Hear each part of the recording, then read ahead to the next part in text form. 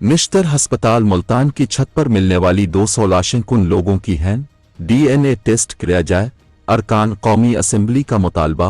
मुख्तलिफ जमातों से ताल्लुक़ रखने वाले अरकान कौमी असम्बली ने मुतालबा किया है कि निश्तर अस्पताल मुल्तान की छत पर मिलने वाली 200 लाशों का डीएनए टेस्ट करके पता चलाया जाए कि ये किन लोगों की लाशें हैं।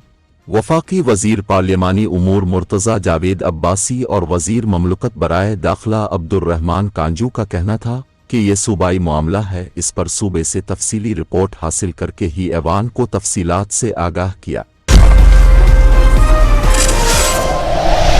पीर को कौमी असम्बली में नुक्ता-हाय एतराज़ पर बात करते हुए किशोर जहरा ने कहा कि निश्तर अस्पताल मुल्तान की छत पर 200 लाशें मिली हैं, अभी तक कोई जवाब नहीं आया, उन लाशों का डीएनए कराया जाए। कादिर खान मंदोखेल ने नुक्ता एतराज़ पर कहा कि मुल्तान के निश्तर अस्पताल की छत पर सैकड़ों लाशें पड़ी हैं, इससे ज़्यादा ख़तरनाक बात क्या होगी, पता लगाना चाहिए कि ये कौन लोग थे। ये सूरत हाल पंजाब हुकूमत की कारकर्दगी पर सवालिया निशान है।